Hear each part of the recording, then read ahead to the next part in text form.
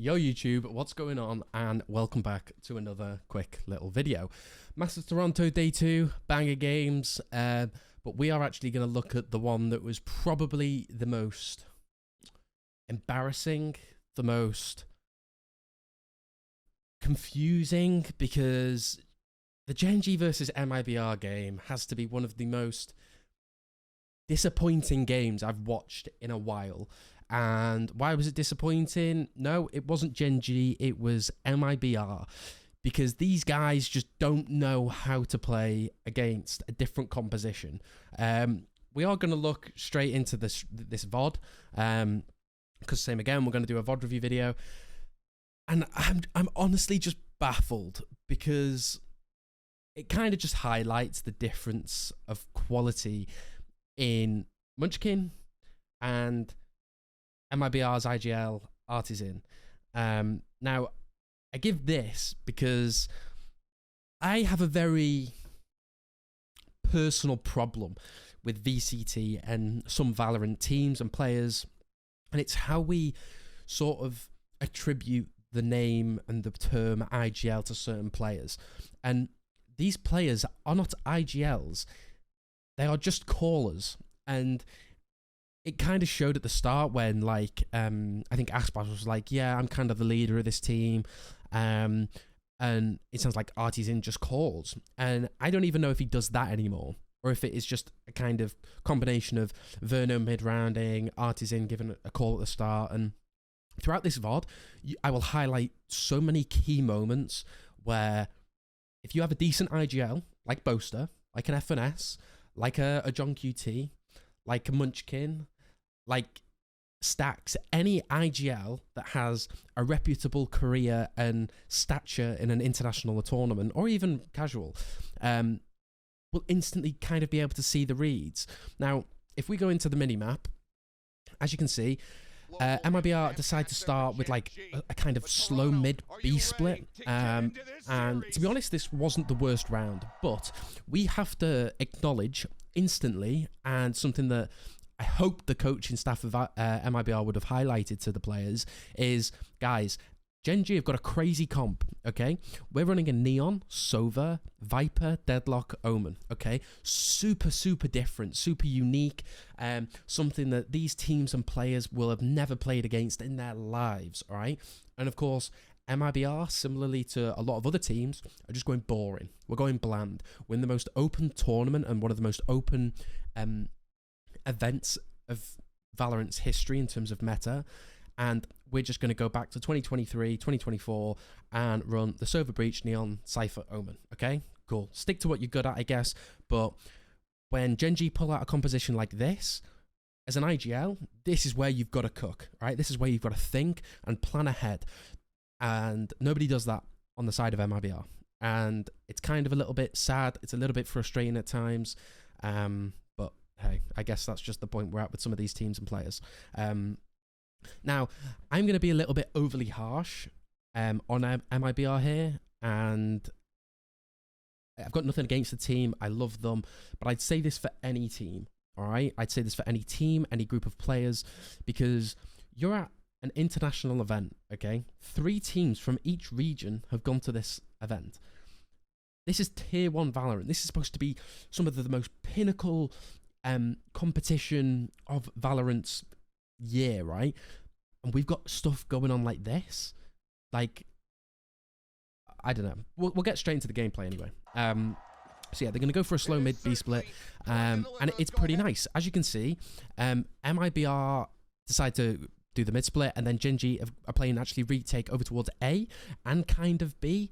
The Deadlock's kind of main priority here, in my opinion, is just going to be to delay, stall, and gather information quick. This wall that GENG do, that kind of splits B main in half, is actually quite nice and poses quite a lot of issues to MIBR, because it's a big wall that you've got so many sections of, so it kind of makes it difficult for you to just take B main easily.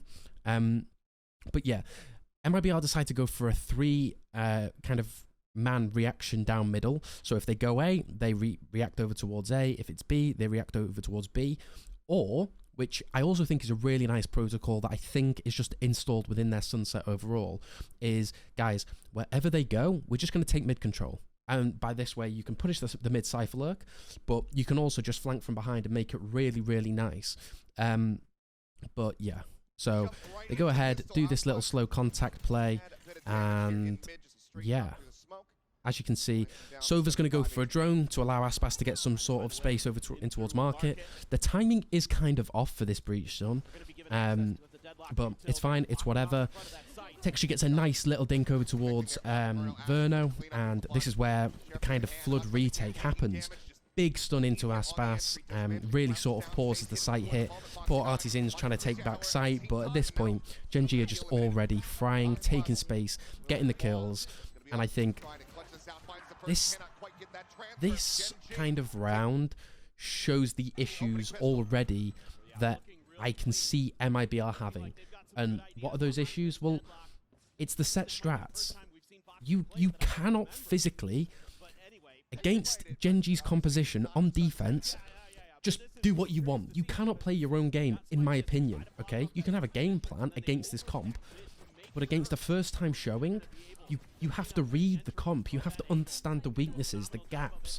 You know, I've spoken about Deadlock in like 2 previous videos, and this is already kind of showing what I believed, is if you sort of go off meta, which you're supposed to in this event, and pick a Deadlock Vise, something that's sticky, different, difficult to sort of maneuver around, you will have a super advantage into this event, because first time showing, massive advantage, you're probably going to win. Second time, you can change up certain things, certain layers, you can show more of your strat book, and then by that point, you should be qualified, or, you know, you should have other ideas planned for the future. So yeah, throughout all of these rounds, it's MIBR just tunnel visioning into something that they've clearly done in scrims many times, and it's worked, because in NA we all play this default composition because we're scared to redefine the meta. But like, this is GENG. You are playing against Munchkin, one of the top 5 IGLs in Valorant. Like, who do you think you are? I get it, you're Aspas, I get it, you're a talented group of individuals, but you cannot undermine a player and a coaching staff of like HSK and Solo and Munchkin and just think you can get away with it easily. Like, it's so frustrating to watch. Like, I was basically clawing my eyes out rewatching this because it's just so silly. But yeah, we're gonna go ahead and go into the next round. We're not going to watch the force buy for GENG. Basically, nothing happens. And yeah, I'll see you into the next round. All right, we are heading into round number 3. MIBR's first buy, and of course, GENG's bonus. And we're straight on into this.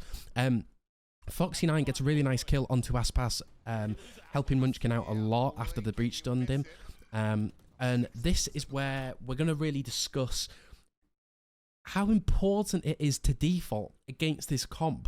This is what I mean, is it looked like MIBR were trying to go for a fast B hit, or at least try and pressure over towards B main, but it's like, one, it was kind of poorly executed. Aspas is too far ahead to even get any sort of value, kind of putting all of his faith into the cosmetic breach stun, when I think, to be honest, you probably could have just Sova droned it and contacted it, but hey ho, all good. And like, this is where we just see MIBR kind of puzzled, a little bit confused, because they get B main, and then Artisan kind of goes for a wander. I don't think he really knows what to do in this sort of situation. Cortesia joins him, or sorry, Zenom joins him. Cortesia goes for a mid lurk, tries to pick off Texture, and Verno is staring at a Deadlock wall, okay? What are we doing? The Deadlock wall works similarly to a Sage wall, okay? Literally 1 for 1. Everyone in this who's watching this video, I hope you play Valorant, all right? When you play Valorant and you're on split and you're on attack and you're against a Sage, what do you have to do, okay? If you want to play the game, what do? You break the Sage wall. At the start of the round, you start middle, you break that wall, and now you can play the game. Because if you don't break that Sage wall, it means that the defenders can stack and very quickly rotate to the opposite site or somewhere that might be weak on their like composition or default or whatever you want to call it. So for some reason, Verno is not destroying the wall. And even still, okay, I understand. You don't want to break the wall now and you want to wait for your teammates to get into like a better pos. I'm completely fine with that. But as we can see, MIBR have no A main control. They've not even pressured it. They've put a trip down, and apparently that solved all their problems. Bearing in mind, they're on a bonus, okay? GENG are on their bonus. If I'm an IGL, if I'm a coaching staff member, if I'm a player, I'm thinking, right, okay, on a bonus, of course you want to win the round, but your secondary objective is to do as much damage as possible and build up your ultimate economy. And as we can see, Karen is just full greeding A main. He does not care at all what happens to him. He's safely behind a one-way. He has Pika's advantage. So he's got nothing to worry about. And we're playing against a Deadlock, and we think that it's just completely fine to contact top mid. Like, Verno, start breaking the wall now. Please, start breaking the wall. Do something, because you are getting zero value from whatever you're trying to do within this round, okay? Nothing. You're not showing. You're not even trying to sort of show your presence. You're not breaking the wall to maybe cause a bit of over-rotation. You are simply just staring at a Deadlock wall, okay? These players are better than this. I do not understand how at a tier 1 level in VCT Toronto, we don't understand the fundamentals of a Deadlock wall. Like, I have tried to think of every possible outcome and reason for why he's not doing this, and the players are playing in this sort of slow, passive way, but I actually cannot think of it, okay? Like, it makes no sense. Still not breaking the wall. And Ash is just, he's just holding top mid, and these guys are contacting in. Like, help me understand. What is the thought process behind this?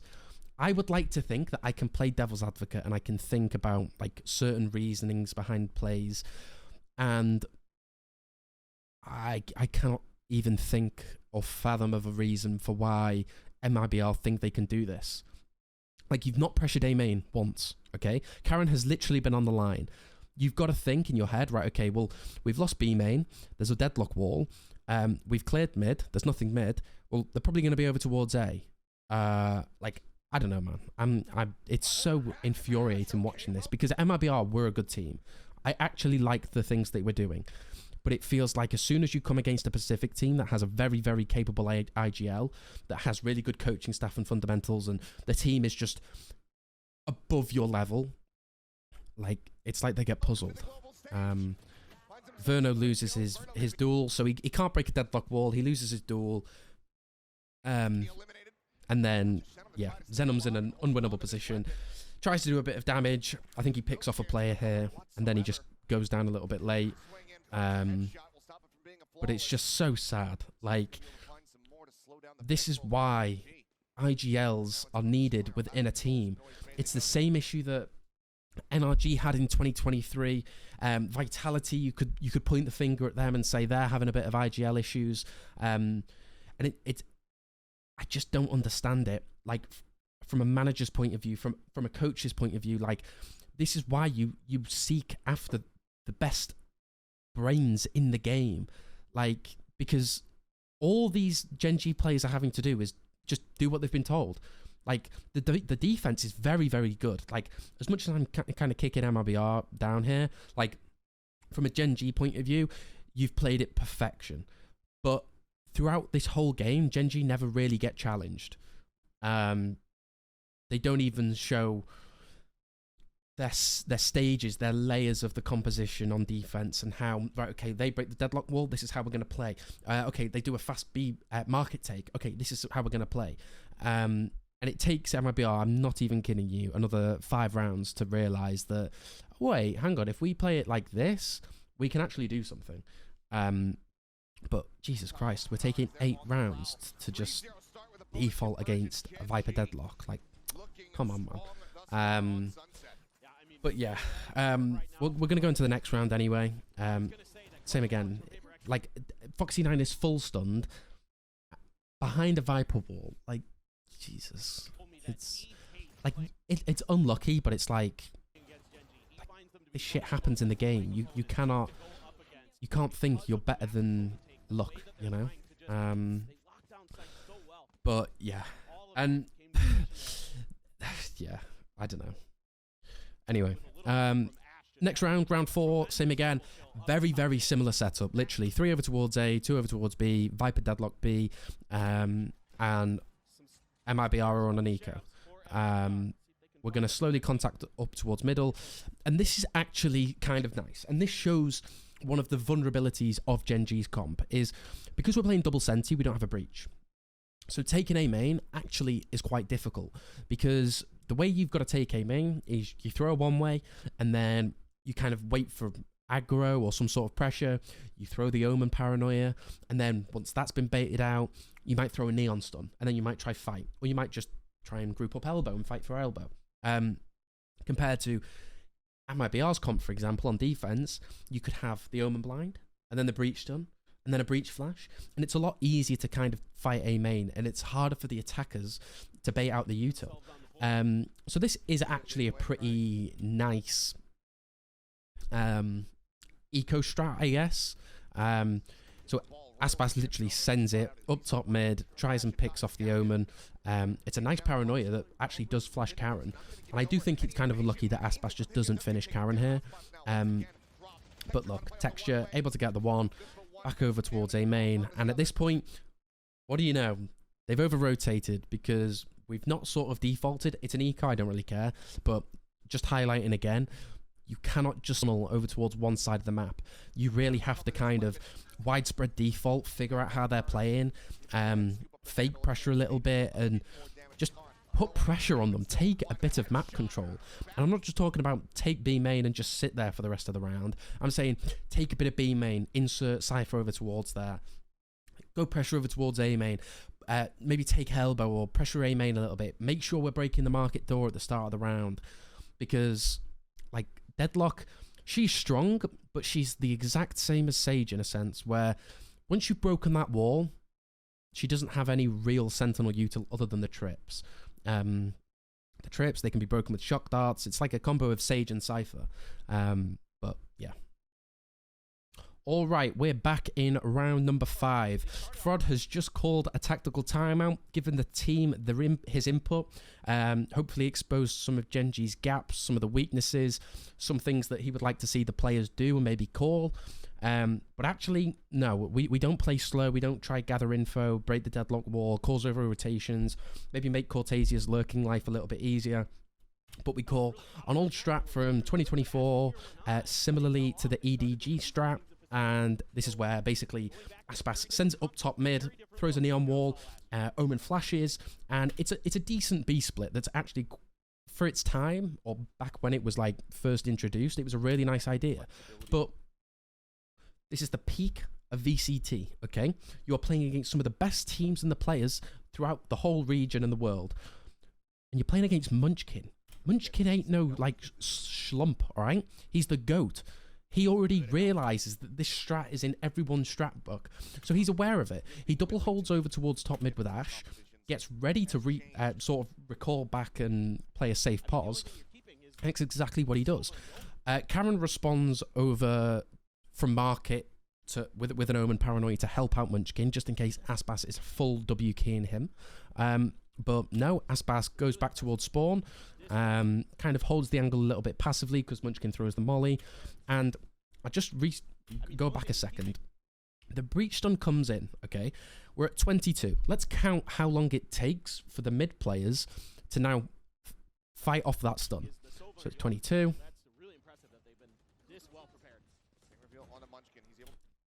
Practically like, what, 7 seconds, 6 seconds? I don't know. My bad. But my point being is the pacing's off, the timings are off. It's like they've not dry run this strat 100 times before playing GENG, or just anyone, and kind of got the pacing and everything down to a T. If it's a Fnatic, if it's a G2, if it's a GENG, if it's a Sentinels, like, they don't make these mistakes, and I don't understand why it's so slow. It's like Verno's picking his nose middle, waiting for something to happen for a solid, like, I don't know what, 10 seconds? At this point, what, Karen can get the kill on Zenom. Where's Verno? Nowhere to be seen. Holding over towards top mid. Goes through the Viper bubble, and I'm pretty sure Karen picks him off here. Aspas over peaks. Verno dies. It's like I got a comment on my YouTube video a couple days ago, and he goes, why is this guy always standing? I stand when I'm passionate and I see silly stuff like this, all right? I ain't no tier 1 pro, all right? I get it, but I love Valorant, and I love competitive games, and shit like this breaks my heart, all right? I've coached, I've done IGLing in the past. I'm not saying I'm a professional, but I'm saying if I know this stuff, and I've been IGLing in ranked for the past 5 years, how do people that are paid 30k a month not know it? Like, I don't know, man. It's just frustrating. But yeah, Texture's just laughing in the face of Aspas, basically just calling him shit. And yeah, I don't know. We'll go on to the next round though. Okay, we're back. The round after. All right. What has MIBR thought of this time? What is our eco strat going to be? Okay, we're on an awful buy. We have basically. We've, in a sense, we've overspent. I think we're trying to eco them. We've got Guardians with no armors, which, okay, you do you. What are we going to do? Now, we're going to focus fully on the minimap here, okay? So Karen holds down top mid, double holds with Ash. They fall off the angle because the Omen smoke makes their fight a little bit awkward. Right, 28, okay? Back to mainstream. We're at 28 seconds. What is the call? We're playing against a Viper Deadlock. We need map control. What are we going to do? So we're going to wander around mid. We're going to look at A main. No, nothing A main. Are we going to go A main? I don't know. Let's just think a little bit longer. It's been 20 seconds. It has been 20 seconds, and we've just fully held mid with nothing for practically 20 seconds. We started the round at 32. And it gets to 18, 17. And at this point, there's been no pressure over towards B main. There's absolutely nothing over towards A main. So what does Munchkin call? He goes, guys, these guys are awful. Let's just walk down middle. Just walk down middle. We'll get something. And what do? They catch Artis in with a stun out. Dies. They don't even take A main off of the stun. I don't know if it just failed to like fully reach its length. But hey, and actually, to be fair, this is where GENG slightly overheat, okay? They throw out the Omen flash. They don't really fully clear over towards bottom mid. Munchkin's fighting alone. Karen dies after him. And this actually looks like a winnable round for MIBR. You've got 2 rifles on the ground. You've still got no map control, but hey-ho. We're going to hippo stomp over towards tiles, making sure that Texture knows exactly where we're going. And Texture's going to slowly creep up. What are we going to do? Well, we're not going to break the market door because that would be too obvious. We could break the market door and maybe regroup over towards A. We could do anything we want, but we go for a contact over towards middle, slowly clearing. Bearing in mind, we've got barely any armor. We just need to play trades correctly here. Ash, loud foots over towards Boba, posts up on the angle. And to be honest, this round is fine. Like, it's probably one of MIBR's best attempts. Aspas trades Cortesia. Now, Foxy9 is solo alone on site. What do you do here? Okay. Do you wait for your player and your duo to kind of... You just play together and go, right, okay, you plant the bomb, I'm going to cover you. If I die, you can trade me. Well, we got to play this 2v2 smart, careful, very precise, all right? What do? We're Aspas. We're supposedly the best player in the world.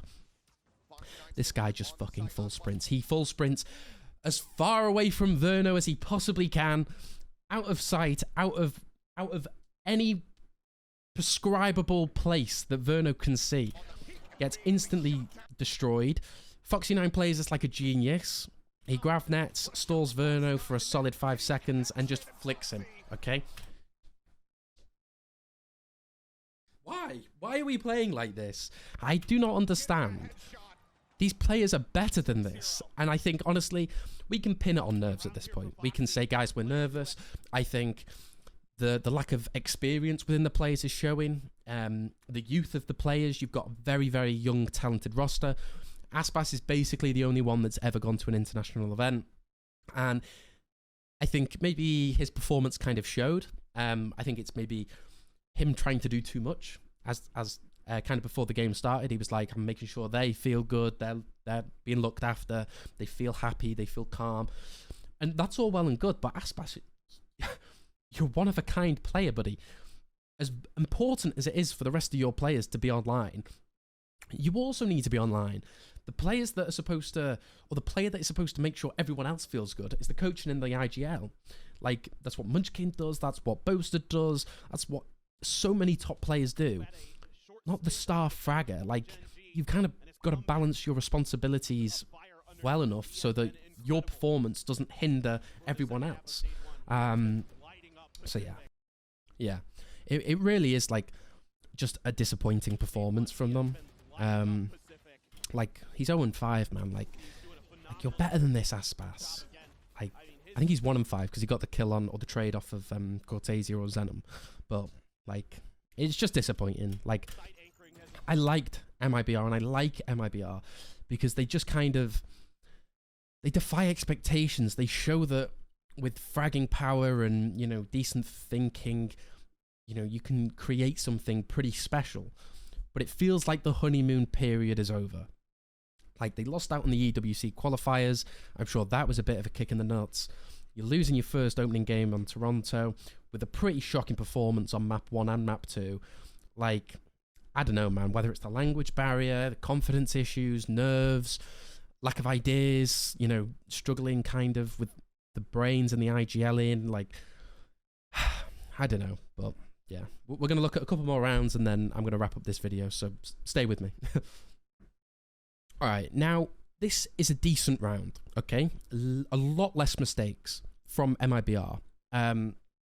And yeah, no, it was a nice try. We'll quickly talk through it. So MIBR actually start to default, okay? They decide to take A main fast. If we take A main, our lives become a lot easier. We can focus on the deadlock a little bit later in the round. I don't mind that. That's completely fine. You know, Foxy9 plays deadlock pretty well. He doesn't throw the wall instantly. He waits for a bit of pressure, a bit of, you know, a couple bodies, and then he'll throw it down. So Aspas, they decide to quickly take A main, throw an Omen flash for Aspas, let him create a bit of pressure, make it seem like a fast A hit, and it's pretty decent. Almost catches Karen off. Ash decides to counter all over towards A main, and I'm pretty sure just off of info alone, Ash kind of understands that, okay, either it was a really bad Sovereign or it's actually a fake. The Omen ult from Zenom actually forces him to cancel his ult a little bit earlier than planned. Zenom, fair play, gets the kill over to Munchkin, makes their lives a lot easier, okay? B becomes a lot more easier because there's no Viper wall for them to retake with. So, yeah, you've kind of got first pick. You can play how you want to now. Aspas falls back off A main, makes their lives a little bit more difficult. I think Karen kind of realizes this is a fake and it's going to be over towards B site, both from the bullets that MIBR are breaking into the wall. So he sticks this TP. And this actually allows for Aspas to get a lurk, right? Aspas lurking, who would have thought? Hey ho, it's fine. It's a decent pause. He could actually win them the round. So we break the wall. We decide to Sova drone. This I do not understand. There's a minute and 15 left, all right? And we're popping a breach ult. He's trying to sell the fake. He's really trying to sell this fake. But for what reason? Like, ignoring the fact that I can see where the players are. There's a minute and 15 left. The only way you're faking this is if that deadlock trip goes off, right? Unless it goes off, they know you ain't out. So it's a waste of an ult. What do? They drone. Rip the ult. Karen gets off site. It's a pretty poor ult because Foxy9 has played in the perfect pause for an anti-breach ult and is able to gather info pretty quick. See, guys, they're not out. They're not out. Guys, they're not out.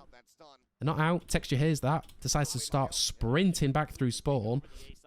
It's a decent insert from MIBR, if I'm honest. They should have probably... The way that I would have played this round as the IGL is I would have said, all right, guys, chill. We're going to cut noise B main. We're going to let Aspas search over towards A. We've still got our breach ult because we've not wasted it. Let Aspas get a kill. Let him die. Let him just be a distraction because this is very obviously a fake. But for some reason we we rotate and kind of leave Zenom or Cortezia, sorry, over towards B main alone. And he's not actually able to get a kill. Aspas does. So in theory, from a macro perspective, Aspas gets this kill, they're all going to go rotate over towards A now because it was obviously a fake. And even GENG tripped up on this. I think whether it was just... I think it was just a bad call, to be honest. But hey, it's still winnable, all right? We have the site. As long as Aspas kind of plays a little bit safer and doesn't die, we're chilling. Zenom has a nice insert over towards bottom mid. But you're playing against the best controller in the world. Of course, Karen's aware. And it's the Omen. It's not even the Cypher that's been spotted yet. Karen's able to clean up that kill very, very easily. Aspas does die over towards Ali from Ash. And, bruh, Ash is a dirty player. Like, he was filthy this game. Like, just look at the way this guy is tapping people. Buddy, like, bruh, this guy was sitting in the GENG Academy for this long? Holy. He's a prodigy in the making. And this, Verno just has to stall. Like, Verno has to stall. And you'll never guess what he does. So it's a 3 versus 1. Great Sova dart. Pops into the smoke. Dead. Shock. Spam. And at this point, the round is pretty secured. Karen's very low. Shock dart left over. Does a very heavy damage. So Verno life rounds, okay? You're probably thinking, bro, don't be so pessimistic. They won the round. Cool. If I'm Munchkin, if I'm Frod, if I'm HSK, if I'm Solo, if I'm Aspas, if I'm Artisan, if I'm any player on the server, I'm going, okay, big deal. Like, he life rounded. Like, sure, there's a couple mistakes, but that is not a replicatable round, all right? Because I'm watching the macro from this team. It's not something they intentionally intended to do. It's kind of just like, Verno shouldn't have won that round in the first place. So, hey, all good. They got the round on the board. It only took 7 rounds for them to realize, look, if we start A, go over towards B, finish A, go back B, what I call that is ping-ponging, okay? You ping-pong in between different sites of, in terms of different areas of map control, make the defenders' lives a hellhole, and make them overextend, over-rotate, over-peak, search for info. And just by doing something simple as that, you can kind of pull rounds out of nowhere because you're waiting for the mistakes from the opposition. So, yeah, I don't know. Like I said, I understand that this has been a pretty harsh review, but you've got to understand that you've got to hold these guys accountable for silly stuff like this, because this is supposed to be the top tier of Valorant gameplay, all right? Like an S tier tournament. And we've got America's 3rd seed not really able to play against the Deadlock and just play Sunset, I guess. So I don't even know why they didn't. They picked this map. They picked this map playing a standard composition into GENG. Fair play, MIBR, you got balls. I'll give you that. But yeah, I don't know, man. I don't know. Look at me. I'm all hot and sweaty now because I did that. I just seething. But yeah, anyway, that's going to be it for this video. I think I'm going to review the Sentinels Wolves game because that was actually a banger. At least Split was. A lot better than whatever I watched here. And we've got good games tomorrow. GENG, Paper X, that's going to be exciting. We might be able to see Paper X and GENG's Sunset together. Or I guess Paper X's Sunset, and see how... I don't think anyone wants to play against GENG's comp because it's GENG, man.